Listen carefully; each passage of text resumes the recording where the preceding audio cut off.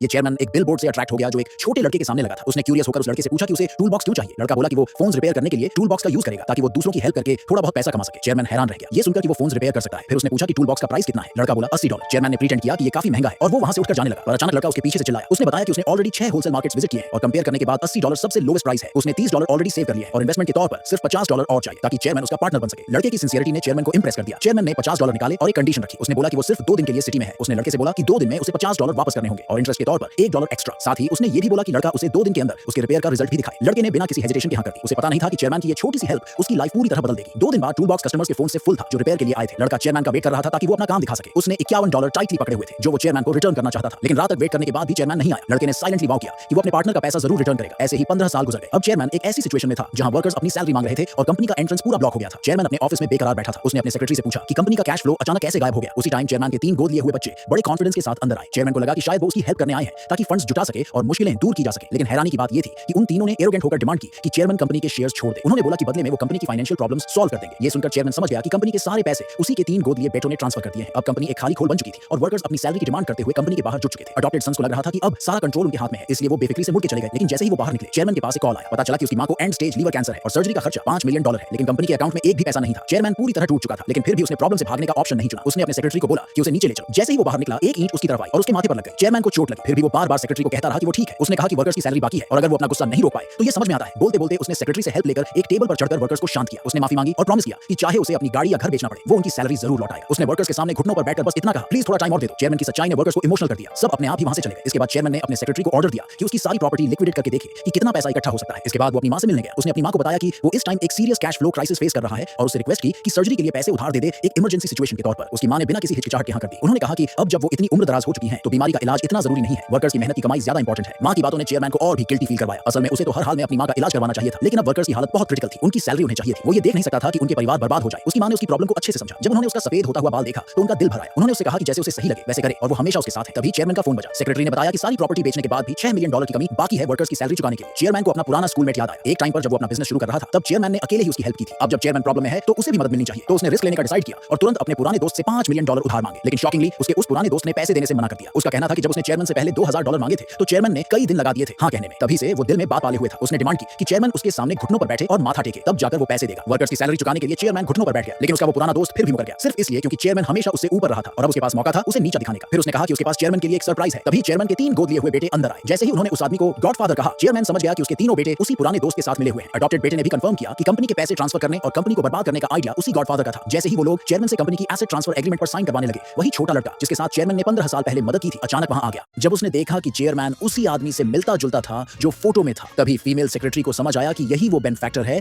जिसे सीईओ इतने टाइम से ढूंढ रहा था। जब उसे पता चला कि चेयरमैन को उसके 3 गोद लिए बेटों ने अभी टॉर्चर किया है तो उसने गुस्से में उन तीनों को थप्पड़ मारा और बोल दिया कि अगर आज चेयरमैन को कुछ भी हुआ तो इस एरिया में तुम्हें रहने की जगह भी नहीं मिलेगी। फिर उसने बॉडीगार्ड्स को ऑर्डर दिया कि इनको पकड़ो और चेयरमैन से माफी मांगने के लिए घुटनों के बल गिरा दो। पुराना स्कूलमेट माफी मांगने से मना कर देता है। गोद ली हुई बेटी फीमेल सेक्रेटरी पर चेयरमैन के साथ अफेयर का इल्जाम लगाती है जिससे उसे फिर से एक थप्पड़ पड़ता है। तभी चेयरमैन अचानक बेहोश हो जाता है। फीमेल सेक्रेटरी बाकी सबको अभी के लिए छोड़ देती है और तुरंत चेयरमैन को हॉस्पिटल ले जाती है। उन्हें अंदाजा नहीं था कि चेयरमैन के पीछे लिन ग्रुप की सेक्रेटरी है। गोद लिया बेटा टेंशन में आ जाता है कि अब लिन ग्रुप से रिसोर्सेज मिलना मुश्किल हो जाएगा, लेकिन गोद ली हुई बेटी को कोई फर्क नहीं पड़ता क्योंकि उसने पहले ही लिन ग्रुप के एक सीनियर एग्जीक्यूटिव से सेटिंग कर ली है। उसे लगता है कि उस लिंक से वो सीईओ से मिल सकती है और उनकी लाइफ की ग्रोथ शुरू हो जाएगी। पर उन्हें नहीं पता था कि सीईओ और चेयरमैन का रिश्ता बहुत खास है। जब सीईओ को खबर मिली तो वो तुरंत हॉस्पिटल पहुंचा। अपने बेनिफैक्टर को इतने सालों बाद देखकर वो बहुत खुश हुआ। वो आज सिर्फ अपना फर्ज अदा करने आया था। उसने चेयरमैन को $10 लाख का चेक दिया ताकि उसकी कंपनी की फाइनेंशियल प्रॉब्लम सॉल्व हो जाए। चेयरमैन ने मना कर दिया। सीईओ ने बोला कि ये पैसे इन्वेस्टमेंट की तरह होंगे, लेकिन उस पर वो सिर्फ $1 का इंटरेस्ट चार्ज करेगा। फिर उसने एक छोटा सा फिगर निकाला जिसे देखकर चेयरमैन को सब याद आ गया। ये वही छोटा लड़का था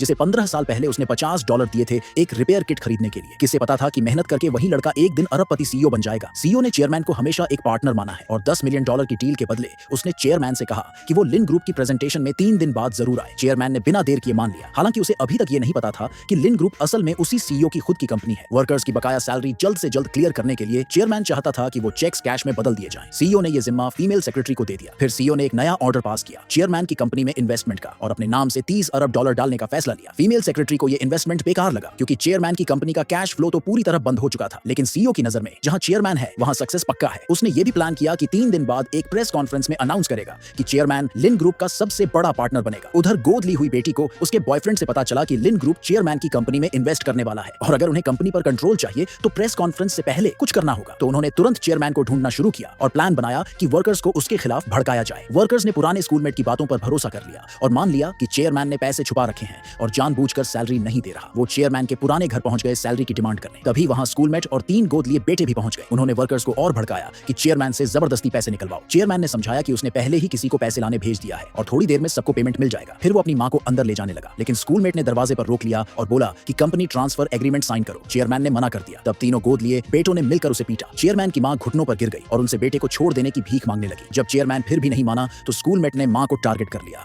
मजबूरी में मां ने ट्रांसफर पेपर्स साइन कर दिए। कंपनी हाथ में आते ही स्कूलमेट ने तो वर्कर्स की सैलरी देने का कोई इरादा ही नहीं दिखाया। उल्टा चेयरमैन पर दबाव बनाने लगा कि छुपाया हुआ पैसा निकालो और उसी से सैलरी दो। जब चेयरमैन ने फिर मना किया तो स्कूलमेट ने वर्कर्स को घर के अंदर घुसने को कहा। जैसे ही वो लोग अंदर जाकर सब कुछ तहस नहस करने वाले थे, उसी वक्त लिन ग्रुप की फीमेल सेक्रेटरी बॉडीगार्ड्स के साथ वहां पहुंच गई।